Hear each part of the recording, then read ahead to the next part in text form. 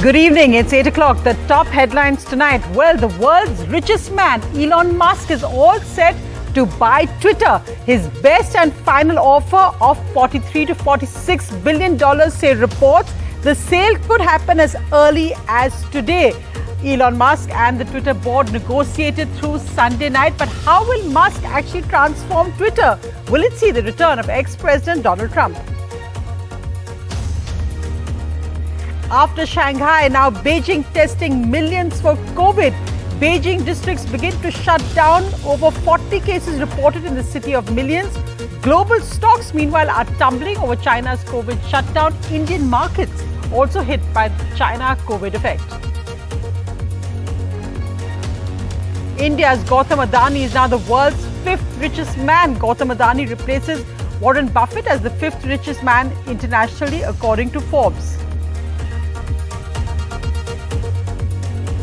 Political strategist PK is likely to be part of the Congress Empowered Group for 2024 set up today. Meanwhile, a Congress Chintan Shivir will be held in Udaipur, Rajasthan from the 13th to the 15th of May. But the Congress and PK's Hyderabad hurdler political row erupts as IPAC and TRS sign a deal. Telangana Minister KTR says Congress is a sick unit. Sedition charges now filed against the MP MLA couple arrested in Mumbai. The BJP asked, should we chant Hanuman Chalisa in Pakistan? It's not sedition. The Bombay High Court, however, upholds the arrest, says with great power comes great responsibility. MP Navneet Rana writes to the Speaker saying she's being tortured in custody. Arrest, get bail and then arrest again. The Assam government versus the Gujarat MLA. The Assam government targets Gujarat MLA Mewani. He hits back. The US Commission for Religious Freedom's latest report on India says it's systematic, egregious religious freedom violations, recommends sanctions. No response from India yet in the US Commission report. Our lead story tonight, well, breaking that Elon Musk, the world's richest man and Tesla CEO, could make a personal deal to buy Twitter. That deal could go through as early as tonight, Monday morning US time. Rajiv Makhni joins us for more. Rajiv, so this really will transform the whole social media space. Yeah, what incredible news and what a timeline of things and how quickly they've moved. I think this is acquisition, just like how social media is. It comes in immediately hashtagged and it's already happening. Isn't it incredible what we've just seen in the last 10 days, the timeline of why? You know, Sonia, you said it right in the beginning, the world's richest man, but the world's richest man is notoriously not really sitting on much cash. So he had to do so many wheeling dealing to even get to tell people how serious he was about doing this entire thing. Then I have to tell you, the timeline of, why this whole thing happened. US regulators said, somebody should monitor Elon Musk tweets because he was throwing out, various kind of tweets many years back and has been doing it for a while. But I think what really, really surprises me is how serious is this usually very unserious man who loves, grand plans and loves big stunts, loves chaos. But now it seems like it's actually going to happen. But I think the question is why? I mean, eventually going away from all Elon Musk's stunts. The why is very important. He says he wants to take it private. He wants to do freedom of speech and bring it back to Twitter. But I'd love to see Elon Musk answer the big questions. And when governments and countries actually come to him and talk to him about the fact that, you've got to block certain tweets, you've got to, block certain people, what happens at that point? And I think the big question also is what happens for Donald Trump Part 2 and all the others. You did say, this could happen as early as right away this evening or early Monday morning in the US. I still think that they went from the entire Twitter board went from the poison pill of making sure that Elon Musk could not acquire the company to suddenly getting down into serious negotiations with him, only because of some of the big shareholders putting a lot of pressure.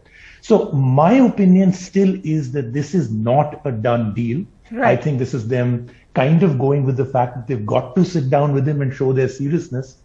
And Elon Musk saying this is his, best and, the last deal that he has. I don't think all of that has been said and done. In fact, Rajiv, also the fact that the Twitter board seems to have come to this after pressure really from the shareholders left to the board. They would probably never have agreed to this. But also that fact that he has made very clear that he wants to transform how Twitter works. He wants it to be a global public square.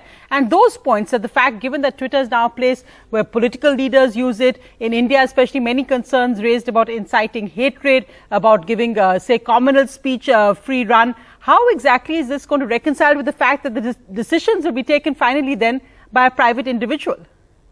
And a private individual that usually does not really take things very seriously. He loves to throw 2-worders and 3-worders out and see chaos erupt. Is this the man who should be actually taking on the seriousness of an unserious person, taking on the seriousness of what Twitter can do, not just to an individual? It does affect all of us. It actually affects, entire citizens and countries. So I am not really very happy about the way things are going, and this will not be a very good day if Elon Musk, holding Twitter in a private situation, is the man in control. This, to me, sounds like a bit of a disaster.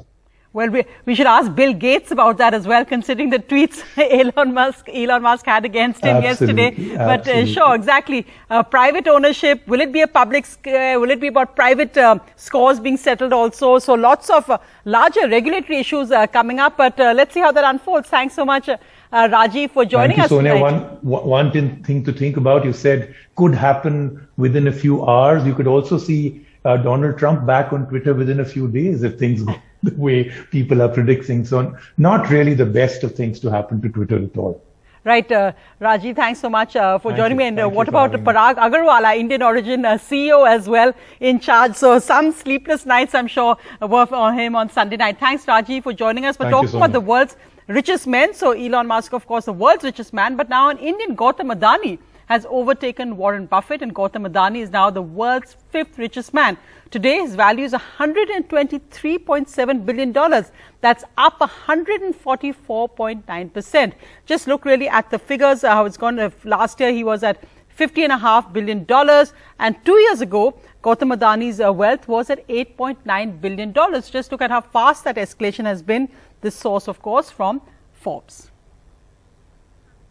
Meanwhile, the other big headline tonight, and this is really about China, where after the financial hub Shanghai has been shut down for 4 weeks now over COVID worries, or the latest death toll there was 39 cases. Now China's capital, Beijing, is testing millions of residents and also beginning to shut down residential and business districts. Well, the impact of that is happening on global markets and Indian markets as well, which are tumbling. Mass testing in China's capital, Beijing, and residents stockpiling food amid a COVID surge and the possibility of a strict lockdown like in multiple other cities, including the financial hub of Shanghai. While only a little over 40 cases have been reported from Beijing, a city of more than 21 million people, since Friday, authorities have already implemented extreme measures like a strict stay-at-home diktat in a central district where 10 middle school students tested positive over the weekend. 我觉得北京可以的，没问题的。而且我觉得之前接触的社区什么的，我觉得如果真的出现了这种就是比较紧急的情况，我觉得供应应该有保障的。而且之前全国其他城市也有相应的这个教训，我觉得大家应该会做好准备的。 Elsewhere in Beijing, long queues in supermarkets at the city center as shoppers snapped up rice, noodles, vegetables and other produce, while store workers scrambled to restock some empty shelves. 没想过，就是还是希望不会像上海那样吧，就是储备一点。平时我们也能吃这些。In Shanghai, the Chinese city worst hit by this wave of COVID-19, shopping malls are back in business by providing online delivery services, as a strict lockdown in the city of 25 million people continues. Shanghai reported 39 COVID deaths on Sunday, its highest daily toll despite weeks of lockdown. Officials have struggled to provide fresh food to those confined at home, while patients have reported trouble accessing regular medical care. Bureau Report, NDTV. Well, let's go across live to Shamim Zakaria, senior journalist joining me from Beijing. Mr. Zakaria, what exactly is the situation in Beijing tonight? We've already seen that global markets are rattled, but what's it like for residents of Beijing and journalists like yourself tonight? Hi. So Beijing did report a minor resurgence in cases recently, and as I speak to you today, in total 70 cases have been reported, including 29 that's reported today in the afternoon. So when you talk about Beijing, not the entire city is not affected. There are certain districts which has been identified as hotspots. So the place where I stay, it is one of the biggest districts here. It is called Chaoyang district. So our district has been particularly affected. So we have been asked to undergo nucleic acid testing, which is the COVID testing. So we have to do 3 rounds of testing. So the first round of testing has already been done. And the day after tomorrow and on the 29th, the second and the third round of testing will respectively be carried out. And in terms of the situation, it remains pretty normal. Life is plying smoothly. Even today I have attended office. So only the places which have been identified as having close contacts of positive cases, they have been put under, in China they use this term called closed loop management, where only people who are residents of that particular community are allowed to go out for buying essentials, and no other people are allowed to enter. And like in that particular area, all say like recreational centers like movie halls and shopping malls have been shut down. But are you worried, Mrs. Zakaria, that like we saw in Shanghai, which began with some districts, and then we saw all these videos emerging out of Shanghai where it actually escalated quite rapidly in terms of both the tough quarantine rules, residents being dragged out of flats, and also China trying to focus on zero COVID, which public health experts say is just not a possibility? Right, sure. So firstly, starting with zero COVID. So China uses this policy called dynamic zero COVID policy, which is not exactly maintaining zero infections, but whenever there are like minor resurgences, they try to stomp out totally the infections, like quarantining people, conducting mass testing. So that's their policy. And as far as I know, there is no compromise with that, because if you hear the leaders that spoke recently, they said that no matter what, people's life don't come with a price tag. So that's their statement. So as a result, we can assume that there will be no tweaking with the zero COVID policy. This is here to stay. And now speaking about the situation in Beijing, like when last night after the news started pouring in that there are more cases being reported, I did go and did some buying some essentials. And that time, people do have a sense of fear and worry. And it is because they have seen how the situation panned out in Shanghai. So they are worried that a lockdown might be in the offing. And if that happens, there might be shortage of essentials, which is why people were, going to queuing up in shopping malls and supermarkets to buy things. But today, the local government have assured that there is no shortage of supply. And whenever the things run out, they will, stock up the supplies in supermarkets. And even if a community or any area is put under lockdown, they will ensure that residents are supplied with all the basic necessities. Thanks, Mr. Zakaria, for that. As you said, these are initial days, but we will keep coming back to you for updates. I hope you stay safe, your colleagues and family. Thanks very much for joining me from Beijing tonight. And well, the Indian markets down over 1%, beginning the week with a slump today. The Sensex down by 617 points. The Nifty also falling 218 points, continuing the downward spiral on Friday as well. Realty and metal shares declined the most. European shares today fell over 2%. Asian markets tumbling over 3%. This because of China COVID concerns, as we just reported, denting global investor sentiment. Also today, Brent crude oil prices fell over 4% as the China COVID surge sparked demand worries. So let's just look at the latest COVID figures in India. Well, active cases in India are going up to 16,522, but in the last 24 hours, cases are down by 2%. Remember, of course, it's the weekend, so testing down. Deaths were also down. The positivity at 0.84%. So that's down. That's a good indication. Tests down by 30%. Well, let's go across to what's happening in the Congress party and its proposed alliance with Prashant Kishor, political strategist. So the latest news breaking tonight is that PK is likely to be part of an empowered action group for 2024. This is announced earlier today by the Congress after a top panel met. Sunil has more. Sunil, so what exactly are the details you have on this empowered action group for 2024? Does this mean Prashant Kishor will actually be joining the Congress? What does it actually mean? Well, his exact role, whether he's joining or not, that's been a big bone of contention and a division within the committee on that, and they've left it to Congress President Sonia Gandhi. But one thing is for sure, that the Congress will definitely have Prashant Kishor as part of that empowered action group.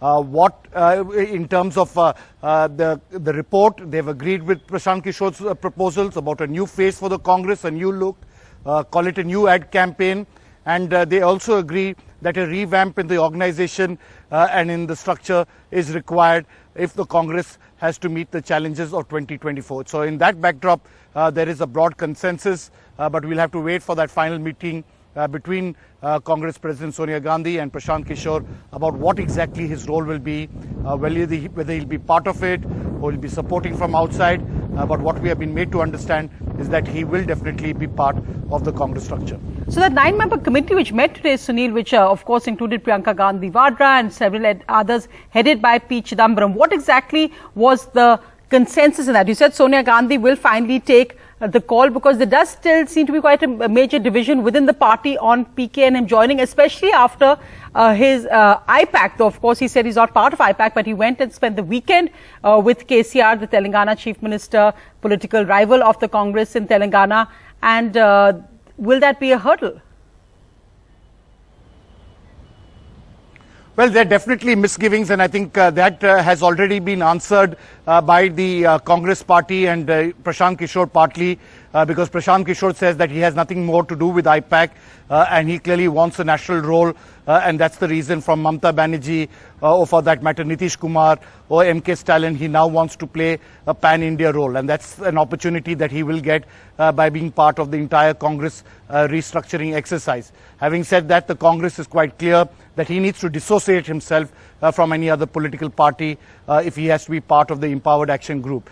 So those final details, as I said, within the committee, there were members led by people like Mr. Jairam Ramesh, P. Chidambaram, Mukul Vasnik, others who had differences of opinion in terms of whether Prashant Kishor should be given a complete new setup or not. There is definitely going to be an overview, a checks and balances with the Congress President Sonia Gandhi, the ultimate boss on any decision that is to be taken. Thanks very much, Sunil, for that. Let's just listen to what Randeep Surjewala and also that point we made just now about what Telangana Minister KTR, son of the Chief Minister, said about Prashant Kishor and what's happening next. Firstly, Congress President received a report from the 8-member group constituted by Congress President. The report was submitted on 21st of April 2022. Today she discussed that report with the group. Based on the discussions, Congress President has decided to constitute an Empowered Action Group 2024 in order to address the political challenges ahead. The fact, Uma, is no strategist, no agency can save you if the people do not want you. So much for that. Over the weekend, Mr. KCR, and you also had meetings with Mr. Prashant Kishor. What did he tell you? Well, he obviously means well for us, and he was the one who made introductions. Prashant Kishor is somebody who we've been talking to for the last 7-8 years, in fact. So we know him personally at a personal level. Prashant Kishor, who you are taking in high regard, who you talk about in high regard, also speaks about Congress as a necessity for getting the BJP out of power, which is what Mr. KCR has been speaking about. Well, in fact, I think PK is just latching onto a sick unit. That's what it is. That's what's happening. I don't attach too much significance to it. Well, the other big headline, and that of course is about the MP and MLA couple, the Ranas, who have been arrested, and today charges are filed of them against of sedition. Now, sedition of course is treason against the country, so that's come even a bigger political fight, because the BJP says how can chanting Hanuman Chalisa be treason? Should we chant the Hanuman Chalisa in Pakistan? Uddhav Thackeray, the Chief Minister who has just spoken, says there's nothing against the Hanuman Chalisa, but you can't come and do dadagiri at my house, otherwise we will show you. And the Bombay High Court today said that with great power comes great responsibility to MP Navneet Rana, saying you cannot go and chant religious chants outside people's houses. Navneet Rana and Ravi Rana, the two independent MP and MLA, will remain in jail for now. The couple were arrested on Saturday evening when they insisted on going to the Maharashtra Chief Minister's residence to recite the Hanuman Chalisa. The Bombay High Court rejected Navneet Rana's plea to quash the case against her, filed for trying to promote enmity between groups and stopping the police from doing their duty. The Bombay High Court said with great power comes great responsibility. It also said persons in public life are expected to act responsibly. The court agreed that the state government was justified in its apprehension that it could create law and order situation. The Bombay High Court said that declaration that a person would recite religious verses at another person's place or at a public place is a breach of the personal liberty of the other person. The MP and MLA couple declared that they would go and chant the Hanuman Chalisa at the Chief Minister's house in response to the government and opposition's political battle over loudspeakers for azans, an issue recently resurrected by right-wing leader Raj Thackeray. Today, the government called for an all-party meeting on the issue, but the BJP boycotted it. Shiv Sena प्रमुखांचं Hindutva हेच आहे. त्यांनी सांगितलं होतं की मला देवळात घंटा बडवणारा हिंदू नको आहे, मला अतिरेक्यांना बडवणारा हिंदू पाहिजे. हे कुठले आले घंटाधारी हिंदुत्ववादी? घंटाधारी हिंदुत्ववाद्यांनी आम्हाला गदाधारी हिंदुत्ववाद्यांनी हिंदुत्व शिकण्याच्या भानगडीत पडू नये. आमचं हिंदुत्व हे गदाधारी हिंदुत्व आहे. अगर हनुमान चालीसा बोलना ये देशद्रोह होगा, ये राजद्रोह होगा, तो हम में से हर व्यक्ति ये राजद्रोह करेगा. हम सारे के सारे हनुमान चालीसा बोलेंगे और अगर सरकार में हिम्मत है तो सरकार हमारे ऊपर राजद्रोह का गुनाह लगाकर दिखाए. The Ranas face sedition charges and charges of causing disturbance by their statements in spite of receiving a notice from the police asking them to refrain. Their bail plea comes up on Friday.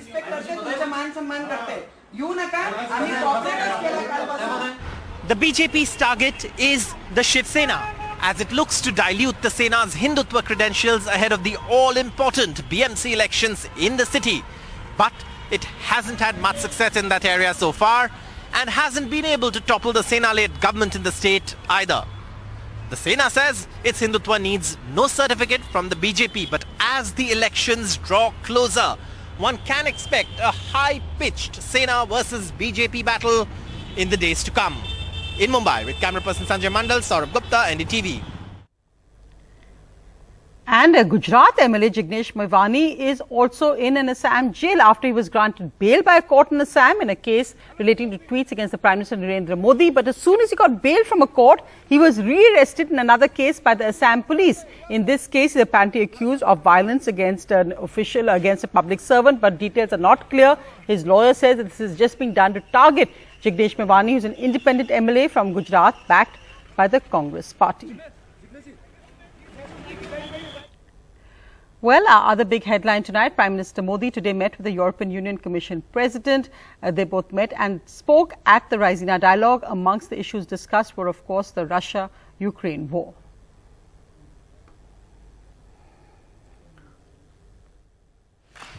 Bharat आपके लिए नया नहीं है, पहले भी अब आना हुआ है. भारत का और यूरोपियन काउंसिल के साथ एक नई ऊंचाई मिल रही है. संपर्कों के नए क्षेत्र खुल रहे हैं और ये हमारा सहयोग. In Europe, we see Russia's aggression as a direct threat to our security. We will make sure that the unprovoked and unjustified aggression against Ukraine will be a strategic failure. Meanwhile, the U.S. Commission for Religious Freedom on India, a bipartisan commission, has just released its latest report. Amongst that, it also writes about India, saying it's a country of particular concern. It also talks about the systematic, egregious religious freedom violations. There's been no response from India yet on the Commission's report. They've also asked that sanctions should be slapped on responsible individuals and entities, saying that it was a country of particular concern. It quotes the anti-CA protests and love jihad laws as examples. There's been no response yet from the Indian government. They had actually recommended this in 2020 as well. So far, the Biden administration has not acted on their recommendations.